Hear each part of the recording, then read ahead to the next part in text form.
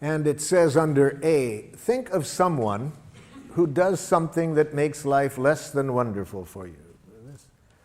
So this person that I'm asking you to think about, who's presently behaving in a way you're not crazy about, and what I'd like you to do is answer this question. Write here one thing that the person does that you don't like. We're going to work on one specific action that the person does that you don't like to get you familiar with the process today. Maybe the person does several things, but we're going to show you how the process works by showing you how to communicate with the person about one specific thing they do. So write under A one thing this person does that you don't like. Now, when I was here in San Francisco working with the school system back in the 70s, the superintendent of schools asked me to go into an elementary school. He said the parents are complaining about the quality of relationship between these teachers and the administrator. They said the tension in the school is so great that the parents want to take their children out of the school.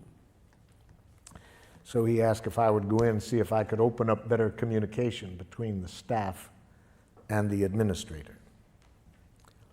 The plan was I would meet first with the teachers and then get the teachers and the administrator together. So in my meeting with the teachers, I started with the question that I just asked you. I said to the teachers, can you tell me one thing that the administrator does that makes it hard for you to work with him? I was asking for an observation, a concrete behavior. What is one thing he does? The first teacher to respond said this: he has a big mouth. Now, can you see the difference between the question I asked and the answer I got? I did not ask, what size mouth does the principal have? So this teacher was giving me an evaluation, an analysis that implies wrongness. You see, we've been so trained to think that way that sometimes we can't separate fact and opinion. All we see is our enemy image.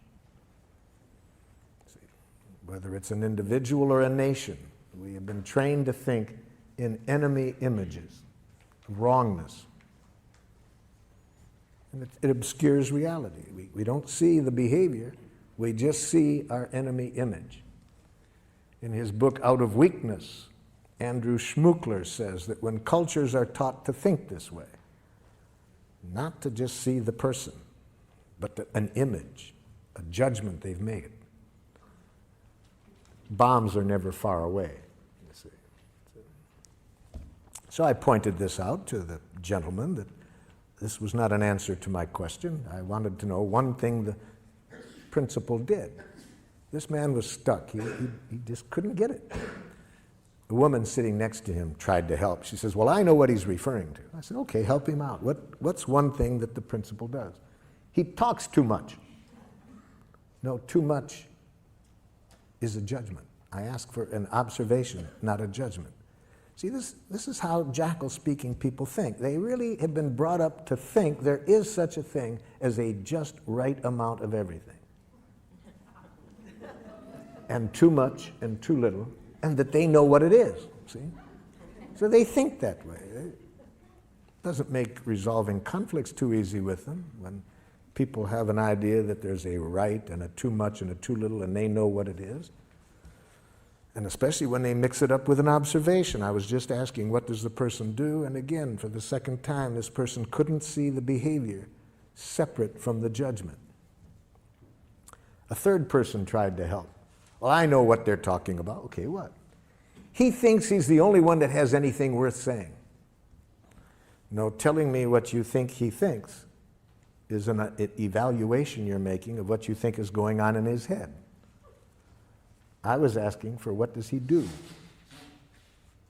A fourth woman said, he wants to be the center of attention all the time.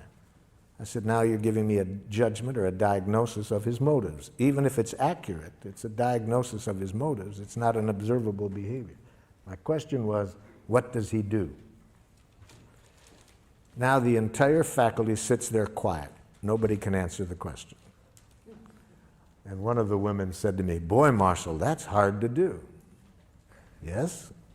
In fact, the philosopher Krishnamurti says that to observe without evaluating is the highest form of human intelligence, you see.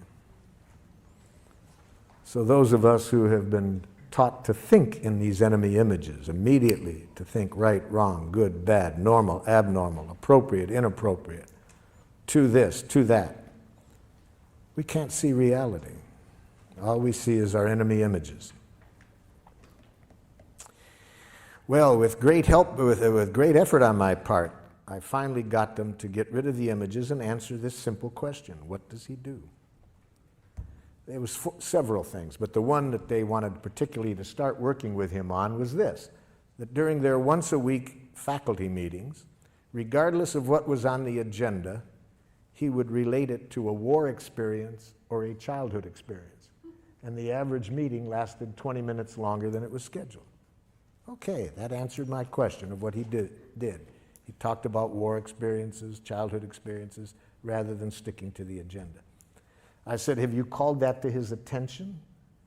They said, well, we can see now that when we tried to talk to him about it, these other judgments get mixed in, and he gets defensive. So they thought it would be a good idea to talk to him about it, but they asked if I would be at the meeting just in case.